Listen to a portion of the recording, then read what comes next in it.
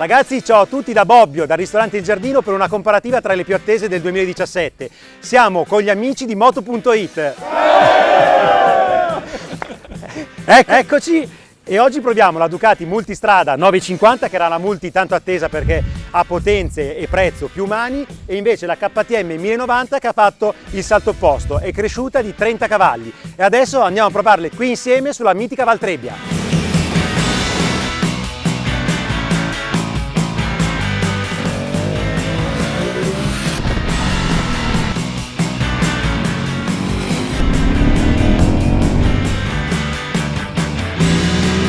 I nostri amici sono partiti e adesso siamo rimasti soli con le moto della nostra comparativa.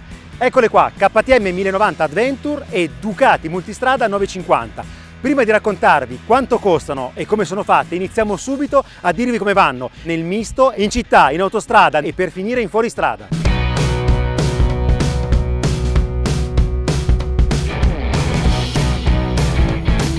Queste moto danno il meglio sui percorsi misti, è per questo che le abbiamo portate proprio in Valtrebbia. Tra le curve hanno un rendimento ciclistico e del motore che va studiato nel dettaglio perché sono veramente delle moto molto belle. Partiamo dalla Ducati.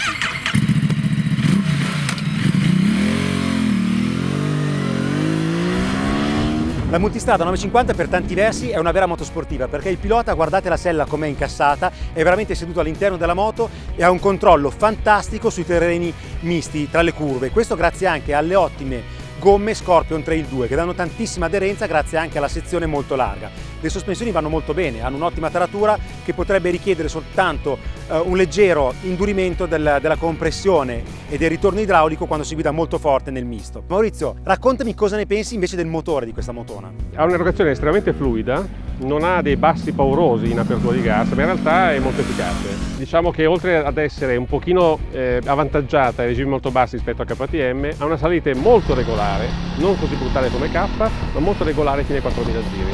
Dove sono un pochino più simili i motori sono tra i 4 e i 6, dove forse addirittura è meglio Ducati.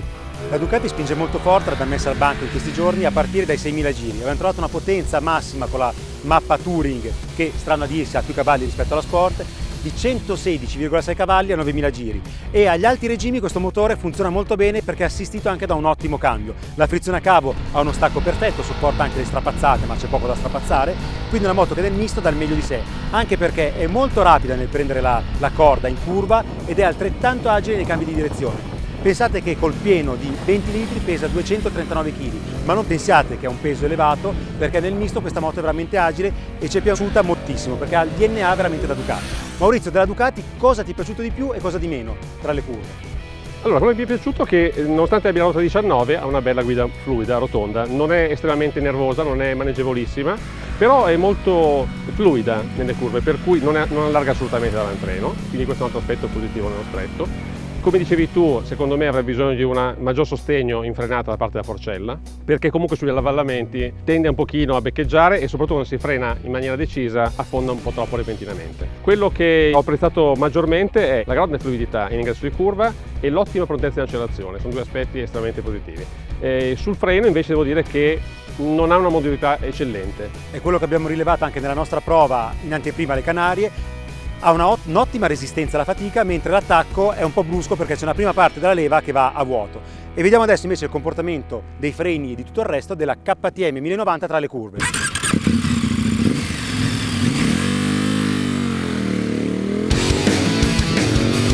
Ha un comportamento da Max Enduro. Chi scende dalle varie Super Tenere, Africa Twin o anche le KTM, le mitiche LC8 950, ritroverà proprio questa impostazione di guida, quindi seduta molto alta e manubrio larghissimo.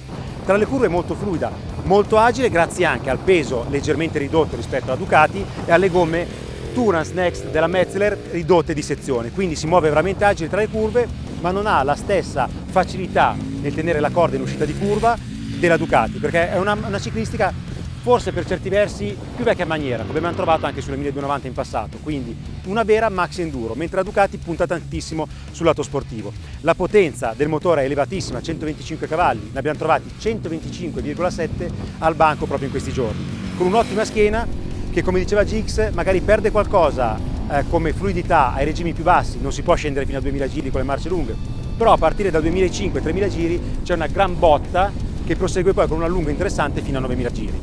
Maurizio, pregi e difetti secondo te della nostra KTM? Sì, questa è una moto, come dicevi tu giustamente Andrea, con un orientamento un pochino più fuoristradistico e sicuramente più stradistico multistrada. Nonostante questo però ha una ciclistica veramente a punto, sospensioni regolate alla perfezione, perlomeno per la guida a solo, e quindi anche nel misto in realtà ha una bella rotondità di guida. Addirittura ho trovato sospensioni che lavorano meglio sullo sconnesso rispetto a Ducati, meglio controllate. Questa è una cosa interessantissima che hai detto, perché non abbiamo la forcella regolabile, però questo per tanti versi potrebbe essere anche un aiuto, perché così eviterà a tanti di pasticciare la regolazione. La taratura standard è ottima, l'hanno fatta veramente bene a Matigofen.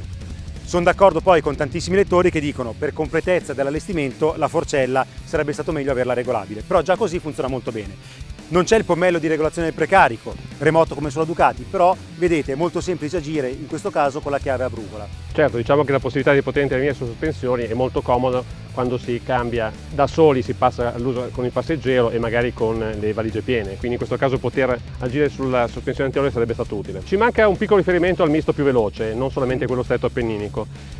Sicuramente multistrada è più neutra, però mi è piaciuta molto KTM anche in questo caso perché non ha inerzia, quindi anche se tu fai delle S molto veloci non devi lavorare con il manubrio. Merito delle gomme un pochino più strette e questo aiuta sicuramente gli spostamenti di carico. In sintesi, nel misto queste moto ci sono piaciute tantissimo, però le vedete molto simili, motori bicilindrici, telai in acciaio, ruota anteriore da 19, però tra le curve poi hanno un'anima veramente diversa. Stradale pura la Ducati con un avantreno molto preciso e molto facile, comoda e potentissima ai medi la KTM. Partiamo dalla città con la Ducati Multistrada 950, è una moto molto attesa dai ducatisti perché rappresenta un approccio più semplice rispetto alla Multistrada 1200 a livello di potenza, di costi di acquisto e di gestione, ma non è per nulla una moto povera. Maurizio, l'abbiamo provata in città, il comportamento diciamo che è sicuramente positivo anche perché questa moto dispone delle mappe, anche la mappa Urban che riduce la potenza da 113 cavalli a 75. Mi sono trovato bene perché la seduta è abbastanza bassa, sono 840 mm di serie, ma è stretta la moto, quindi il cavallo favorevole, piedi bene a terra, manubrio leggermente rialzato, ottimo controllo, e per cui la moto è bilanciata bene, sospensioni ottime sul pavé, quindi anche nel traffico si va molto bene, motore fluido ai bassi, non fluidissimo magari come un 4 cilindri, ma comunque aiuta bene in città. Il cambio invece si impunta leggermente quando si lavora a bassi regimi, quindi questa è l'unica cosa che forse sporca un po' il comportamento in città. È il cambio sportivo della Ducati, giù di giri come diceva Maurizio è un po' duretto, ma poi vedremo dopo nel misto in autostrada che quando si usa il motore e lo si fa cantare la moto reagisce molto bene. Diceva il buon Gix del comportamento delle sospensioni, abbiamo una forcella Kayaba da 48 mm completamente regolabile e in città già la taratura studiata da Ducati va benissimo. Abbiamo il mono che si regola anche lui, pomello remoto, quindi non c'è bisogno di attrezzi e si regola l'altezza del retrotreno quando c'è il passeggero o le borse cariche. Vibrazioni in città ci interessa poco, ma non ce ne sono e il motore posso aggiungere che riprende già a partire da 2000-2200 giri. Rispetto alla KTM, come vedremo dopo, è un po' più trattabile sotto, poi magari ha meno schiena ai medi, ma a livello di linearità la Ducati è superiore. Altro argomento che sta a cuore a chi comprerà questa Ducati, il calore emanato dal motore soprattutto in città. A Milano c'erano 14 gradi ieri e l'abbiamo usata apposta con i jeans e le scarpe basse da città per vedere quanto dava fastidio. Il calore di questa moto è assolutamente tollerabile, anche perché si concentra in questa zona sotto il serbatoio, sotto le plastiche, ma non arriva mai a dare fastidio, almeno con temperature appunto di questo tipo. Maurizio, tu come l'hai trovato anche oggi fuori dalla città? La temperatura di oggi va molto bene, è chiaro che ci manca la verifica di giugno e luglio, per cui non possiamo esprimerci. Altra cosa che possiamo completare il comportamento cittadino riguarda i freni, per esempio, quindi abbiamo un attacco anteriore non particolarmente brusco e questo aiuta la guida anche in città sul pavé. Il discorso delle mappe, giustamente, che ricordavi tu, esiste una mappa Urban a 75 cavalli, utilissima soprattutto con i fondi bagnati, altrimenti anche la mappa Touring in città si usa senza nessun problema, il motore è molto dolce ai bassi. Molto dolce, aggiungo anche che il comportamento dell'ABS di questa moto è perfetto anche sul pavé. Abbiamo provato qualche frenata brusca sui fondi sconnessi e non c'è mai un intervento repentino, anzi sembra quasi di non avere l'ABS perché non interviene a sproposito. Detto questo passiamo alla KTM per vedere com'è andata in città. Eccola qua, la nostra 1090 Adventure. A parte le borse montate come optional, questa moto ci è stata data da KTM Italia con diversi accessori. Abbiamo una protezione in carbonio a livello del catalizzatore, abbiamo lo scarico a Krapovic omologato, però comunque non è quello di serie, e andando sulla parte frontale della moto troviamo anche i faretti aggiuntivi, eccoli qua, e i paramani. La moto in città è andata molto bene, soprattutto a livello di ergonomia, perché si sta molto bene in sella come sulla Ducati, ma qui c'è un controllo ancora maggiore perché sulla Ducati si è inseriti dentro la moto, mentre sulla KTM c'è un'impostazione più fuoristradistica, quasi da enduro, col pilota sopra la moto, quindi il controllo è ottimo. Le sospensioni, abbiamo la forcella da 43 mm VP non regolabile, ma con una taratura che è perfetta anche sullo sconnesso. Quello che crea qualche impiccio è dato dall'altezza della sella. Questa non è la sella standard, ecco un altro accessorio, è una sella più imbottita ma anche più larga, quindi l'altezza della sella standard è 850 mm, però in questo caso divarica un po' le gambe, quindi i piloti sotto il 1,80 m potrebbero faticare un po' a appoggiare i piedi per terra. Qui vedete che c'è il collettore che è molto vicino ai piedi del pilota e in questa zona si crea un po' di calore che però non arriva assolutamente a dar fastidio se la temperatura esterna è come oggi di circa 15 gradi. Ma anche lei l'abbiamo usata apposta in città con i jeans e non dà fastidio. Ovviamente d'estate sono motori grossi, molto potenti, questi 1000, 1090 ma anche i 1200 che abbiamo provato in passato, e il calore ce l'hanno, ma non siamo a livelli di insopportabilità. Gix, la KTM rispetto alla Ducati cambia nel comando della frizione, là abbiamo un cavo e qui un comando idraulico. Differenze secondo te? Sì, qui c'è un comando idraulico che ha un carico più basso, quindi questo in città è sicuramente un aiuto in più. Altra cosa che possiamo ricordare sempre per la città sono le vibrazioni, molto basse anche in questo caso. Il motore, come ricordavi tu prima, strappa un pochino di più, quindi si va sopra i 2700-2200 giri per avere una ripresa pulita. Quindi queste sono un po' le differenze più grandi tra multistrada e KTM in città. Motore che strappa un po' di più, ma cambio che è più morbido ai bassi regimi. Il comando della KTM è veramente perfetto anche nell'uso cittadino, quando si cambia, avete presente, si parte al semaforo, prima, seconda, terza e un attimo inserire le marce, mentre con la Ducati bisogna essere un po' più su di giri. Detto questo, cambiamo totalmente scenario e passiamo all'autostrada. In autostrada la nostra cappona 1090 va molto bene, soprattutto per l'ergonomia. Guardate quanto è grosso il serbatoio da 23 litri che protegge molto bene le gambe che sono riparate. Il passeggero, importantissimo, vi ricordiamo che il passeggero su queste Max Enduro è ospitato veramente da Dio, perché comunque guardate le pedane, le rivestite di gomma molto basse, sella imbottita, qui addirittura la sella optional ancora più imbottita rispetto a quella di serie, quindi il comfort è veramente ottimale per il pilota e per il passeggero. Le vibrazioni qui e qui sono veramente ridotte, si sente la pulsazione del bicilindrico ma non dà mai fastidio. Protezione dall'aria, altro aspetto fondamentale, qui abbiamo il parabrezza che è regolabile, vedete, si può mettere anche basso a mano senza attrezzi, e anche nella posizione rialzata protegge ma discretamente, perché il pilota è seduto molto in alto, quindi vi faccio vedere proprio all'atto pratico. Questa posizione enduristica ci lascia parecchio alti rispetto al parabrezza, quindi una parte dell'aria, se avete un'altezza superiore a 1,80 m, vi investirà nella parte superiore e anche a livello di spalle. Fino a 130-140 orari si viaggia comunque bene, oltre se avverte qualche vortice. Le borse e la stabilità ad alta velocità, altro elemento su cui tantissimi lettori ci hanno chiesto di indagare.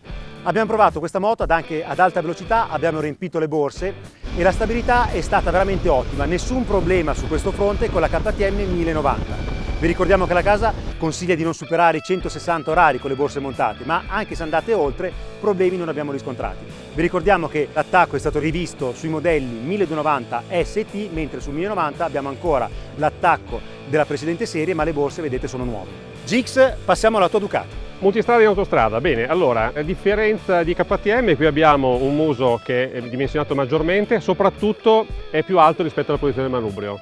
Vi mostro anch'io qua in sella, ecco, vedete, si sta comunque più in basso sulla sella, per cui la posizione del cupolino e del vetro del plexiglass è più protettiva. Lo stesso dicasi per i paramani. Il serbatoio è molto largo nella zona ginocchia, non dove si appoggiano ma qua frontalmente, per cui il riparo è veramente notevole.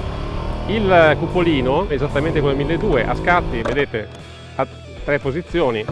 Allora, anche qui la stabilità abbiamo verificato veramente notevole, con le borse piene, a velocità molto sostenuta, la moto è perfettamente stabile. Direi che quindi, se dobbiamo fare una classifica, visto che stiamo parlando di questo, in autostrada io do un piccolo vantaggio a multistrada. Anch'io per la protezione dall'aria. Poi ricordiamo anche che la Ducati ha un vantaggio dovuto agli pneumatici. Abbiamo infatti, al di là della marca, qui Pirelli e qui invece Metzeler, però le misure sono più larghe. Sulla multistrada abbiamo un 120 all'anteriore, diametro 19, mentre al posteriore c'è addirittura un 170, diametro 17, mentre con la KTM abbiamo un 110 davanti, diametro anche in questo caso da 19 pollici, e al posteriore una sezione più ridotta da 150. Considerate però che La potenza è tenuta a bada dai controlli elettronici che hanno queste moto, sia la KTM che la Ducati, quindi potenza sotto controllo, Maurizio. Gix, ma il passeggero sulla tua come sta? Io quando ho provato a fare il passeggero mi sono trovato bene, perché sella ampia, maniglie molto comode, protezione all'aria anche buona. Senti, io ci metto la mano come San Tommaso, non mi fido. Salta su. Occhio che peso, Opla! Vediamo un po'. Vedi? Vedi che non c'è interferenza qui, col braccio non mi dai fastidio. Vedi, quindi Sì, direi che... anche perché vi ricordo che il codone di questa è ripreso dal multistrada Enduro che già aveva un'abitabilità posteriore migliorata e il maniglione, guardate che bestia, anche noi due che siamo piuttosto altini stiamo comodi. Esattamente. Però io della guida del Gix non mi fido, quindi scendo subito dalla Ducati. Eccoci qua.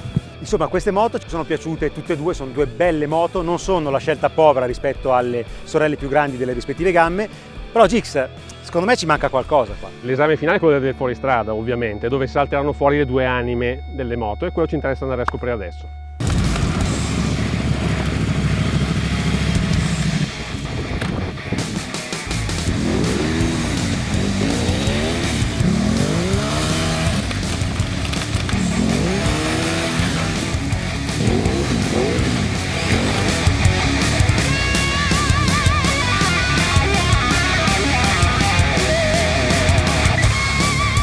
Mi sono divertito, ma che sudata ragazzi, perché vi ricordo i pesi, 239 col pieno, 233 col pieno. Partiamo da quella da cui ci si aspetta di più, la KTM, che nasce per l'off-road con le varie gamme cross enduro. Questa moto mi è piaciuta molto per vari aspetti, innanzitutto perché è molto stretta tra le gambe nella zona del telaio. La postura in sella è quella che vi abbiamo raccontato prima insieme, Gix, quindi manubrio bello alto, sella alta, ci si alza in un attimo e quando si guida in piedi è la cosa più naturale del mondo. Il motore ha quella bella castagna ai medi che serve per superare il gradino, l'ostacolo, adesso avete visto quando supero quei gradini, quei sassi che ci sono in questa zona di fuoristrada, aiuta moltissimo. Però non sono tutte rose, qualcosa non mi ha un po' deluso e mi riferisco alla forcella. La forcella aveva una bella taratura su strada, ammortizzava bene, perfetta, non affondava troppo. Invece col peso della moto, quando si prende qualche botta bella secca, va a fondo corsa. Niente di preoccupante perché l'espulsione è di 185 davanti e 190 mm dietro, quindi il motore non spancia, anche perché a carter secco vedete che il serbatoio dell'olio è qui davanti, quindi il motore è protetto, ma la forcella va a pacco e è andata a pacco spesso. Comunque nel complesso la KTM, per quello che la useranno i possessori a far fuoristrada, spero non troppo impegnativi, va bene. La Ducati si sale in sella e si ritrova l'impostazione stradale che abbiamo detto nel misto, che ci è piaciuta un sacco, o in autostrada, proprio belli dentro la moto. E in fuoristrada quindi ero un po' perplesso, perché la multistrada enduro è andata bene, però sappiamo che ha tutto un altro comportamento, un'altra ciclistica. Mi sono trovato bene anche con la piccola, 116 cavalli, chiamala piccola, multistrada 950. Particolarità, è parecchio più larga rispetto alla KTM in questa zona, in particolare si sente tra le gambe il telaio, quindi all'inizio ci si trova un po' impacciati a stringerla perché obbliga a divaricare un po' le gambe. Poi la sella bassa, quando ci si alza in piedi, si fa anche lì più fatica per la postura che serve nel fuoristrada. Poi il manubrio invece è bello largo, si guida bene. Una volta che si è in piedi la moto si governa bene. Cosa limita in fuoristrada? Le gomme molto larghe, abbiamo 120 e 170 dietro, che su strada danno un grip della miseria, ma in fuoristrada ogni tanto non danno l'agilità che serve. Sorpresa invece dalle sospensioni, questa forcella Kayaba è perfetta. Con Gix è il contrario, ci eravamo lamentati su strada perché questa moto va forte, quando si pinzava forte mandava un po' giù il muso della moto, invece in fuoristrada ha ammortizzato tutto pur avendo un'escursione molto più ridotta rispetto alla KTM, 170 davanti e dietro. Infatti non ho mai toccato il paramotore che sennò avrebbe preso delle belle legnate. Rispetto alla KTM va meno bene il motore in questo contesto, perché? Perché non ha quella spinta, quella botta in prima apertura che serve a superare gli ostacoli, invece molto lineare, molto fluido, è perfetto per la guida off-road semplice perché ti permette di uscire dai tornanti, dalle svolte su questo terreno senza perdere aderenza. Quindi nel complesso due belle moto, in fuoristrada però direi che è un po' in vantaggio la KTM come era lecito aspettarsi, Gix. Ti chiederei un'ultima cosa, le mappe enduro come le trovate? Le mappe enduro sono molto diverse perché sulla KTM passiamo da 125 a 100 cavalli. Bella domanda, Gis. Quindi 100 cavalli comunque danno una bella potenza, l'avete visto, la moto parte tanto quando si dà il pieno gas e ho tolto in entrambi i casi il controllo di trazione. Mentre la mappa off-road della Ducati dichiara 75 cavalli, me l'abbiamo trovati 79 sul banco. Una potenza, 20 cavalli in meno in fuoristrada non sono pochi, quindi c'è comunque una bella potenza di riserva, però mette molto meno in crisi. Quindi nel complesso tutte e due le nostre Maxi Enduro in fuoristrada ci vanno. In sicurezza, vi portano in camporella, all'agriturismo nei soliti posti dove c'è un bello sterrato, c'è un leggero vantaggio della KTM, Però questa Ducati, considerando quanto va bene su asfalto, in fuoristrada è andata proprio bene. Bravi tutte e due. Maurizio, passiamo al capitolo consumi delle nostre moto. Partiamo dalla Ducati e poi mi racconti anche la KTM. Dunque Andrea, nel giro di oggi, quindi che è compreso un po' di tutto, dalla città all'autostrada a questo breve giro sterrato, abbiamo fatto 18,5 con la Ducati e 17,5 con la KTM, consumo medio. Naturalmente il nostro tanchetto poi fa tutti i rilevamenti completi e quindi vi troverete la nostra prova. Gix, sono in entrambi i casi consumi molto interessanti, anche perché va rilevata la velocità a 130 km/h con entrambe. C'è un leggero vantaggio della KTM, che è la sesta più lunga, infatti a 130 orari il motore è a 5.000 giri, mentre ci troviamo a circa 5.300 giri con la Ducati, quindi regimi di tutto riposo perché l'allungo poi arriva a 10.000 giri con entrambe le moto. La multistrada 950 è un mix tra le versioni 1200 e la multistrada enduro, perché ha l'estetica della multistrada 1200 ma con tanti dettagli presi dall'enduro, come il forsellone bibraccio e la ruota anteriore da 19 pollici. Troviamo poi una strumentazione, lo vedete, con un grosso display LCD, non TFT, è una strumentazione molto completa che può peccare al massimo di leggibilità quando il sole è alto alle spalle. Abbiamo le mappe del riding mode, eccole qua, sport, touring, urban ed enduro, la marcia indicata, il consumo medio e il consumo istantaneo, anche ovviamente l'autonomia residua, quindi a livello di completezza delle informazioni non si può proprio dire nulla. I comandi sono molto intuitivi. I comandi sono intuitivi, hanno un bellissimo disegno e sono tutti a portata di dita, quindi direi che ha fatto un eccellente lavoro Ducati da questo punto di vista. Per il prezzo Maurizio è l'uomo dei numeri. Questa moto costa? Allora, la versione standard rossa, così come la vediamo adesso, costa 13.490 euro, 200 euro in più per la versione bianca. E a livello di finiture, per il posizionamento che ha questa moto, non ci si può proprio lamentare. Sì, i più pignoli hanno lamentato la frizione a cavo, che però funziona bene, quindi le finiture mi sembra che sono a un livello veramente alto. Livello molto alto, se parliamo di frizione, al limite avrei preferito una regolazione della leva, eventualmente, quella potrebbe essere utile, che qui manca. Gli altri dettagli mostrano la cura di questa Ducati. Vedete qua la leva del freno in alluminio, le pedane con la gomma che si può togliere, pedane anche per il passeggero sempre in alluminio. C'è tanta qualità, qui lo scarico si vede appena, ma poi lo vedremo anche nel dettaglio senza le borse, anzi le togliamo subito Maurizio così mostriamo lo scarico che è pari pari a quello della multistrada enduro, quindi basso col doppio terminale di uscita. Ecco il GX bello vigoroso che l'ha tolto, vedete com'è bella la linea di questa moto e la cura che c'è nel dettaglio, perché le valigie si attaccano qui in questi fori predisposti nel codone, quindi non ci sono telaietti in vista e altre cose non troppo piacevoli. Ecco, ricordiamo che le valigie fanno parte del pacchetto Touring, che è uno dei 4 pacchetti proposti per Ducati, che guarda caso hanno esattamente il nome delle mappe, quindi c'è il kit Urban, il kit Enduro, il kit Touring e il kit Sport. Bravo, quindi questa moto con le borse e il cavalletto centrale che è optional e poi cos'altro? Niente? Beh, ha le borse con le cover in colore, quindi anche quello è un piccolo soldo in più, arriviamo, se non sbaglio, a 14.500 euro. Che è un ottimo prezzo perché comunque ci si porta a casa una moto, una maxi enduro con tanta potenza, comoda anche per il passeggero, c'è tutto quello che serve. Vedete tutti i particolari qui di sostegno del gruppo sella in alluminio, le parti in plastica, la finitura è veramente di ottimo livello su Ducati, ineccepibile. E questa sella con le cuciture è standard? Questa è la sella standard. Poi si può avere in option una sella più alta di 20 mm, questa è 8,40, quindi 8,60 oppure 820 mm, un po' più bassa. E perché la gamba lunga consigliamo la sella più alta perché qua sopra sì. il 1,80 m sia un po'. Beh, direi che per noi infossata. sì, è consigliabile la sella un pochino più alta, a una posizione più corretta. Terminiamo la panoramica sulla Ducati con le borse. In entrambi i casi abbiamo borse asimmetriche perché la borsa del lato scarico è più piccola. Vediamo come sono fatte. Eccola qua, se riesco ad aprirla. Eccoci. Vedete, questa è una borsa già di discreta capienza. Credo che la borsa lato scarico sia più grande sulla Ducati rispetto alla KTM. Di poco, ma il volume è maggiore. Allora, la capienza totale delle due borse è 58 litri.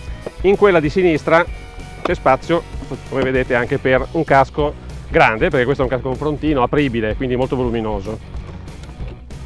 Adesso abbandoniamo la Ducatona e passiamo alla KTM 1090 Adventure. L'estetica richiama immediatamente quella della 1050, cambia il nome 1090 ma la cilindrata è sempre 1050, è aumentata la potenza a 125 cavalli e sono cambiate le grafiche. In questo caso, come abbiamo anticipato, è una moto che è molto ricca dal punto di vista degli accessori, perché abbiamo scarico a Krapovic, le borse, questa paratia in carbonio, i faretti e i paramani, però l'estetica è quella della 1050 che conoscete tutti. Vi mostriamo il ponte di comando, ma è semplicemente un ripasso della KTM dell'anno scorso, perché questa rispetto al 1290 mantiene la strumentazione con i due display, vedete, LCD molto chiari, che hanno tutte le informazioni che servono. Da questa parte si comandano anche i vari riding mode, che sono 3 di serie: Sport, Street e Rain, i primi 2 da 125 cavalli, e poi Off-Road che è optional, ma permette anche di liberare l'ABS sulla ruota posteriore.